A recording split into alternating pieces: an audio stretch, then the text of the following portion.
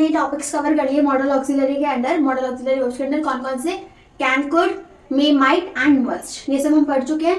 ठीक है, कैन का पास्ट कुड होता है, मे का पास्ट माइट होता है, मे जो होता है वो पॉसिबिलिटी के लिए होता है, चाहे कम या ज़्यादा, ऐसे कुछ पर्टिकुलर मे के बारे में नहीं है। अगर हम माइट की बात करें तो वो लेस पॉसिबिलिटी के लिए होता है, वाइल अगर हम मस्ट की बात करें तो वो ग्रेटर पॉसिबिलिटी के लिए होता है। और उसी तरीके से अगर हम कैन और कुड पे आते हैं तो जो कैन होता है वो इनफॉर्मल के लिए होता है, जो कुड होता है वो फॉर्मल के लिए होता है। क्लियर है? ओके। अब हम आते हैं अपने शैल और विल पे। अब शैल और विल हमको पता है किस टेंस के लिए यूज करते हैं, हम किसके लिए यूज करते हैं, फ्यूचर टेंस के लिए, राइट। शैल और विल हम किसके लिए यूज करते हैं, फ्यूचर टेंस के लिए। ठीक है जी, इतना क्लियर है। अच्छा, अब देखो जो शैल और विल है, अगर हम शैल की बात करते हैं, कुछ रूल्स हम पढ़ने वाले हैं।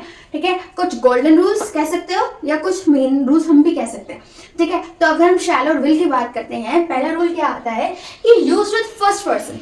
हमने पहले भी बात करी थी कि जो शैल होता है वो किसके साथ यूज होता है, आई और वी के साथ यूज होता है, right. I shall do this, we shall do that. ठीक है, तो जो शैल होता है वो आई और वी के साथ यूज होता है। लेकिन अगर हम आज की मॉडर्न इंग्लिश के बारे में बात करते हैं, if we talk about modern English, तो जो आई और वी है उसके साथ विल भी यूज होता है। लेकिन अगर पर्टिकुलरली हम आई और वी के इंटेरोगेटिव सेंस में बात करते हैं तो हम शैल ही यूज करेंगे। क्लियर है? सी रिपीट करते हैं, जो आई और वी है उसके साथ हम क्या यूज करते हैं, शैल यूज करते हैं। ठीक है जी, शैल यूज करते हैं। बट अगर हम मॉडर्न इंग्लिश की बात करते हैं तो हम आई और वी के साथ विल भी यूज करते हैं। बट पर्टिकुलरली अगर हम इंटेरोगेटिव क्या होता है, क्वेश्चन टैग्स नहीं, जो हम क्वेश्चन फॉर्म्स में करते हैं, ये सब जो होता है इंटेरोगेटिव सेंस में क्वेश्चनिंग वाला होता है, तो इसमें हम क्या यूज करते हैं, आई और वी के साथ शैल ही यूज करते हैं, इसमें विल नहीं आएगा। ठीक है, शेल आई डू दैट, ठीक है, शेल वी, लाइक दैट। तो शैल के साथ आई और वी के साथ शैल।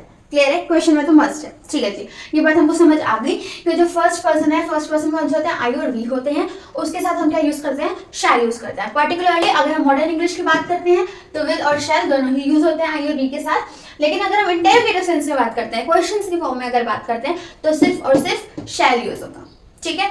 अच्छा, आपने बात करी कि फर्स्ट पर्सन के साथ तो क्या आएगा, ये आएगा, आई और वी के साथ शैल आएगा। फर्स्ट पर्सन का आंसर होता है आई और वी होते हैं। लेकिन अगर हम कुछ आई और वी को छोड़ के अगर बात करें तो उसके साथ क्या यूज होगा, उसके साथ विल यूज होगा। आई और वी के साथ शैल यूज होगा और बाकी सबके साथ विल यूज होगा। क्लियर है? ठीक है। देन अगला आता है use with second person. Second person के साथ भी शैल यूज होता है। ठीक है, सेकंड पर्सन कौन सा होता है, second is you. First person होता है I and we, second person होता है you, and third person is other than this, I, we and you, like he, she, it, they, like that. ठीक है, ये सब होते हैं हमारे थर्ड पर्सन। तो यहाँ पे जो रूल कह रहा है वो कह रहा है कि जो शैल होता है वो सेकंड पर्सन के साथ यूज होता है। सेकंड पर्सन क्या होता है, यू होता है। ठीक है, और थर्ड पर्सन के साथ भी यूज होता है। Third person he, she, it, they. Clear है इतना? ठीक है, कहाँ कहाँ पे यूज होता है, इन सब के साथ यूज होता है। पहला है कमांड। कमांड क्या होता है, ऑर्डर करना। What is command, to give an order, it's command. ठीक है, तो अब सेंटेंसेस से देखेंगे। वो कह रहा है you shell leave the room now, is it order, yes it is, you shall leave the room now, अभी के अभी तुम्हें रूम छोड़ो, ऑर्डर हो रहा है, यहाँ पे कमांड करी जा रही है। तो यहाँ पे हम यूज करेंगे शैल का, क्योंकि the rule says that shall will be used with second person, third person, command देने के लिए। ठीक है, लेकिन हमने ऊपर ये भी बात करी थी कि आज के टाइम पे मॉडर्न इंग्लिश में वी, विल एंड शैल दोनों यूज होते हैं। तो हम विल के एग्जाम्पल्स भी साथ साथ देखेंगे। यहाँ पे शैल क्या कह रहा था, you shall leave the room now, right. अच्छा, उसके बाद हम आते हैं प्रॉमिस पे। किस पे, promise. We all know what is promise, right. तो सेकंड है यू शैल बी अवॉर्डेड। ये प्रॉमिस किया जा रहा है that you shall be awarded, right. अगर इसी तरीके से हम विल में आते हैं तो विल में क्या आएगा, I will help you come what way, I will help you come what may. Come what may का मतलब होता है no matters what happens, no matters what happens. किसका मतलब होता है, कमिंग व्हाट मे का। क्लियर है इतना? अच्छा, अगर हम थर्ड पे आते हैं, थ्रेट पे आते हैं। थ्रेट क्या होता है, एक होता है अपॉर्चुनिटीज, एक होता है थ्रेट्स। अपॉर्चुनिटीज का एंटोनिम, अपोजिट होता है थ्रेट्स। ठीक है, that are dangerous for us, threats होते हैं। ठीक है, जो थ्रेट्स होते हैं like trespassers shall be prosecuted, जो ट्रेसपासर्स हैं उन्हें प्रोसिक्यूट करना चाहिए, ये थ्रेट है। ठीक है, तो थ्रेट्स में आप क्या यूज कर रहे हैं, आप शैल यूज कर रहे हैं। किसके साथ, थर्ड पर्सन के साथ, राइट। और अगर हम विल पर आते हैं तो विल का क्या होगा, I will punish you, I will punish you. ठीक है, ये होगा आई के साथ, आई और बी के साथ यूज। ठीक है, और ये कहाँ पे होगा, सेकंड पर्सन और थर्ड पर्सन के साथ। अगर हम इन चीजों की बात करते हैं, कमांड, प्रॉमिस, कंपल्शन, डिटरमिनेशन या थ्रेट की अगर हम बात करते हैं तो शैल यूज होगा सेकंड और थर्ड पर्सन के साथ। वाइल अगर हम विल की बात करते हैं तो विल किसके साथ यूज होगा, आई एंड वी के साथ। ठीक है, अच्छा अगले पे आते हैं, अगला है डिटरमिनेशन। डिटरमिनेशन, अब डिटरमिनेशन में अगर हम एग्जांपल की बात करते हैं, हम सीधा विल पे आते हैं, I will work hard and score good marks. I will work hard, determination देख रहे हैं, बीइंग डिटरमाइंड। डिटरमिनेशन क्या है, I will work hard and score good marks. The person is being determined here towards his score, right? ठीक है, अगला देखते हैं। अगला क्या है, कंपल्शन। कंपल्शन का मतलब होता है नेसेसरी, जरूरी है ये। कंपल्शन मैंने कंपल्सरी कर दिया है आपके लिए, you have to do this, right? तो कंपल्शन में क्या है, you shall be here before 5 PM for the meeting. तुमको 5 बजे से पहले पहले यहाँ होना ही पड़ेगा मीटिंग के लिए, राइट? पड़ेगा, होना ही पड़ेगा, दैट इज कंपल्शन। अगर हम विल की बात करते हैं तो विल किसके साथ यूज होगा, आई के साथ यूज होगा। I will finish the work by tomorrow in some way और द अदर। गेटिंग, मैं इस काम को कंप्लीट करूंगा, आई विल। तो यहाँ पे जो कंपल्शन है वो फर्स्ट पर्सन के साथ है, आई के साथ और वी के साथ। हम आते हैं अपने कुछ और रूल्स पे।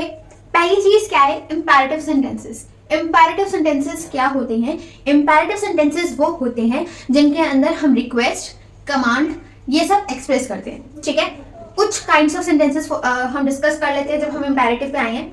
असर्टिव सेंटेंसेस वो होते हैं जो सिंपल सेंटेंसेस होते हैं। Assertive sentences are those sentences which are expressed so simply, like I am Trisha.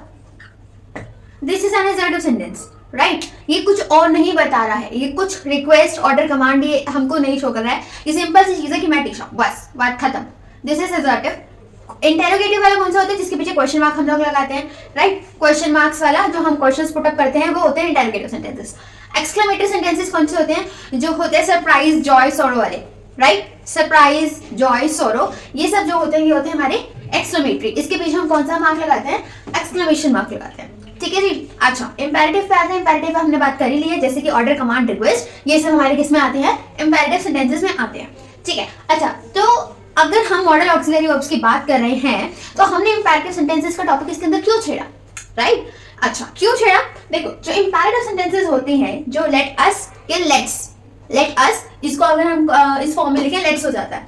तो अगर इंपैरेटिव सेंटेंसेस इन दो वर्ड्स को इंक्लूड कर रहे हैं तो हम क्वेश्चन टैग कैसे बनाएंगे? क्वेश्चन टैग क्या होता है कि जैसे आपने एक असर्टिव सेंटेंस लिखा, ठीक है, आपने असर्टिव सेंटेंस लिखा आई एम टीशा, तो आप उसका क्वेश्चन टैग यानी कि उसको इंटेरोगेटिव फॉर्म में कैसे बनाओगे, एम आई टीशा।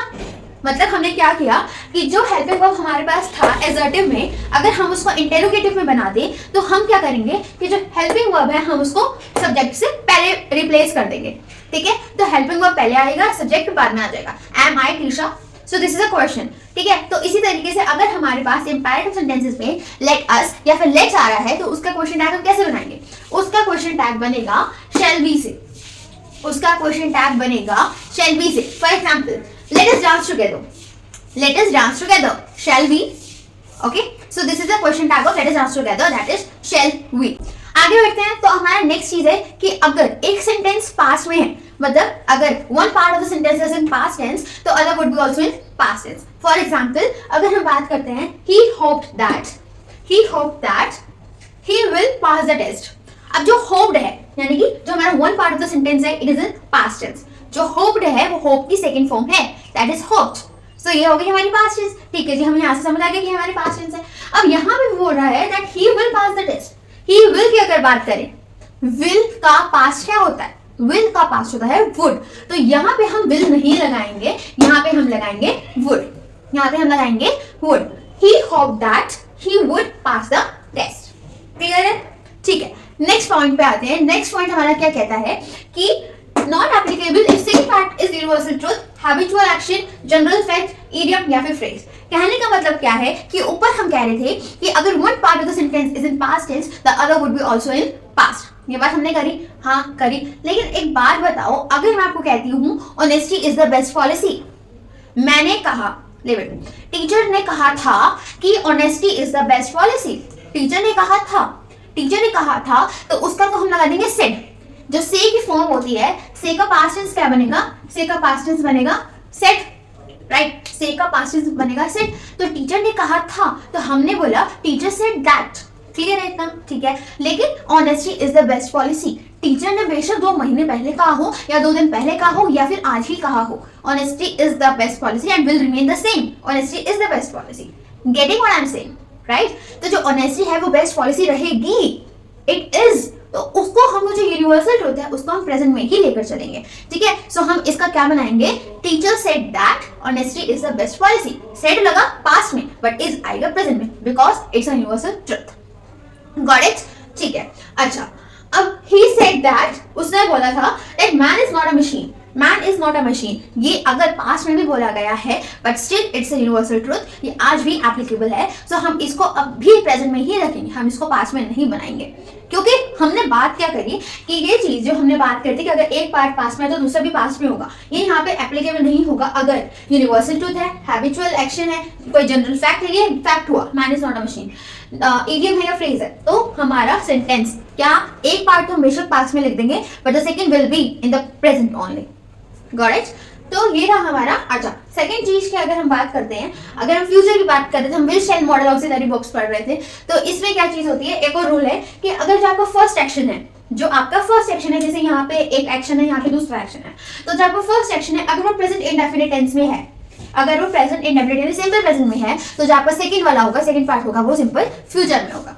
अगर पहला सिंपल प्रेजेंट में है, सेकंड का होगा सिंपल फ्यूचर में होगा। लेकिन एक बात हमको खास ध्यान रखनी है कि अगर हम कंडीशनल सेंटेंसेस यूज करते हैं, कंडीशनल सेंटेंसेस नहीं पता मैम, कंडीशनल सेंटेंसेस वो होते हैं जिनमें हम इफ वेदर का यूज करते हैं।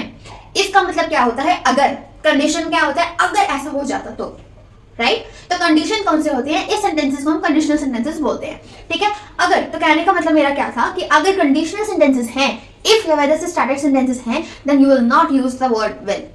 इफ के साथ विल नहीं आएगा, फर्स्ट सेंटेंस में विल नहीं आएगा जो इफ के साथ है, जो दूसरा सेंटेंस आएगा उसमें आप विल यूज कर सकते हो। Got it? जो कंडीशनल सेंटेंसेस होते हैं उनके साथ विल यूज नहीं करते हम फर्स्ट पार्ट में, फर्दर हम उसको यूज कर सकते हैं, ठीक है। अच्छा, जैसे कि if I will come I will meet you. If I will come, अगर मैं आऊंगा तो मैं मिलूंगा, अगर मैं आऊंगा तो मैं मिलूंगा। लेकिन अगर देखो सेंस बनाओ, अगर मैं आऊंगा तो मिलूंगा, अगर मैं आया तो जरूर मिलूंगा, सेंस समझ आ रही है? तो यहाँ पे देखो कहने वाली बात क्या है कि यहाँ पे जो विल है वो विल हम यूज नहीं करेंगे, ठीक है। इफ आई कम, अगर मैं आया तो मैं जरूर मिलूंगा, आई विल मीट यू, ठीक है। If I come I will meet you, तो यहाँ पे जो कंडीशनल सेंटेंस है वो इफ वाला जो है, तो उसके साथ आप विल यूज नहीं करोगे फर्स्ट पार्ट में, सेकंड पार्ट में आप विल यूज कर सकते हो। नेक्स्ट आता है हमारा वुड। जो विल का पास्ट होता है दैट इज वुड। वुड भी हमारा क्या है, वुड भी हमारा मॉडल ऑक्सिलरी वर्ब है, मॉडल ऑक्सिलरी वर्ब है, ठीक है। जो वुड होता है, अब हम इसके कुछ यूजेस सीखेंगे। पहला यूज है कि ये पास्ट रूटीन का, ये तो हमको पता है, ये जो विल का पास्ट टेंस होता है क्या होता है, वुड। तो जो वुड होता है वो पास्ट रूटीन के लिए ही यूज होता है। तो would is used to express past routine, जैसे कि when I was a kid I would go to school by bus. ये मेरा पास्ट रूटीन है, जब मैं छोटी थी तो मैं बस से जाया करती थी। It's expressing my past routine, so here would express past routine, ठीक है। नेक्स्ट इज, ये दिखाता है हमको प्रेफरेंस या फिर चॉइस। वुड शोज प्रेफरेंस और चॉइस, ठीक है। Comes to the example, I would take tea, I would take tea. अब इसमें क्या होता है, एक और चीज, एक और ट्विस्ट की बात है कि वुड के साथ हम रैदर भी यूज करते हैं। किस लिए यूज करते हैं, कंपैरिजन के लिए, या फिर चॉइस को और अच्छे से एक्सप्रेस करने के लिए हम रैदर, वुड रैदर यूज करते हैं। वुड रैदर को वुड के साथ यूज करते हैं, जैसे कि he would rather die than beg. भीख मांगने से बेटर वो मर जाएगा, वो मरना पसंद करेगा, ठीक है। तो यहाँ पे क्या है, चॉइस को एक्सप्रेस करने के लिए हम वुड के साथ रेदर को यूज कर रहे हैं। यहाँ पे हो गया हमारा वुड रेदर वाला कंसेप्ट खत्म। तो तीसरी चीज है, if sentence is in past it will continue in past, जो हम पहले पढ़ चुके थे होप्ड वाले एग्जांपल में, कि अगर एक पार्ट, कोई part of the sentence is in past, तो जो सेकंड पार्ट होगा वो भी पास्ट टेंस में ही होगा, ठीक है। एक पार्ट अगर पास्ट में है तो दूसरा भी पार्ट पास्ट टेंस में होगा, ठीक है। ये वाला हमें रिपीट करने की तो नीड है नहीं। आगे बढ़ते हैं, हम क्या कर सकते हैं, हम वुड, यूज टू और पास्ट इंडेफिनिट टेंस को यूज करते हैं पास्ट रूटीन को एक्सप्रेस करने के लिए। अभी हमने ऊपर बात करी कि जो वुड है वो पास्ट रूटीन को एक्सप्रेस करता है, बट अगर एक और वर्ड्स हम यूज करना चाहें पास्ट रूटीन के लिए तो वो कौन कौन से होंगे, वो होंगे कैन यूज, वुड यूज करेंगे, यूज टू यूज करेंगे, और past indefinite, past simple past tense को भी हम यूज कर सकते हैं। फर्दर हम एग्जांपल्स पे आते हैं फटाफट से। I used to go to school by bus, I used to, हमने यूज्ड टू यूज किया प्लस वर्ब की फर्स्ट फॉर्म यूज करी। Second is when I was a kid I would go to school by bus, when I was a kid I would go to school by bus. तो यहाँ पे हमने would use किया और verb की first form use करी, ठीक है। वुड हो गया, यूज्ड टू हो गया, ठीक है। उसके बाद है we played for hours before returning home. We played, जो प्लेड है ये क्या है, played is in past tense, यानी कि simple present, past indefinite tense, जो कि हमारी वर्ब की सेकंड फॉर्म है। क्लियर है। नेक्स्ट पॉइंट पे आते हैं। नेक्स्ट यूज हमारा क्या कहता है, use in past conditional sentences and present imagination. Would को हम प्रेजेंट इमेजिनेशन में भी यूज करते हैं और पास्ट के कंडीशनल सेंटेंसेस में भी यूज करते हैं। जैसे कि एग्जांपल है, if I were a bird I would fly in the sky. If I were bird, अगर मैं बर्ड होती तो मैं आसमान में उड़ती। पापा की परी, ठीक है। If I were a bird, तो यहाँ पे वो क्या बता रहे हैं, मैं प्रेजेंट इमेजिनेशन कर रही हूँ, यहाँ पे प्रेजेंट इमेजिनेशन को शो कर रहा है। If I were a bird I would fly, ठीक है। अच्छा, नेक्स्ट है, if I had been seeing you I would have stopped my car. अगर मैंने तुम्हें देखा होता मैं जरूर तुम्हें देख के अपनी गाड़ी रोकती। यहाँ पे वो पास्ट टेंस की बात कर रहा है। अब हमें कैसे पता चलेगा कि हम प्रेजेंट इमेजिनेशन की बात कर रहे हैं या पास्ट की बात कर रहे हैं? जब हम प्रेजेंट की बात करते हैं, प्रेजेंट इमेजिनेशन की बात करते हैं, तो हम वर यूज करते हैं। बट अगर हम पास्ट की बात करते हैं तो हम क्या यूज करते हैं, हम हैड बीन यूज करते हैं, ठीक है। तब हम क्या यूज करते हैं, हम हैड बीन यूज करते हैं। और अगर हम प्रेजेंट की बात करते हैं तो हम वर यूज करते हैं। जैसे कि प्रेजेंट में बात करते हैं तो I wish I were a bird, ठीक है। उसी तरीके से अगर पास्ट की बात करते हैं, if I had been a doctor I would have helped them. If I had been a doctor I would have helped them, help them.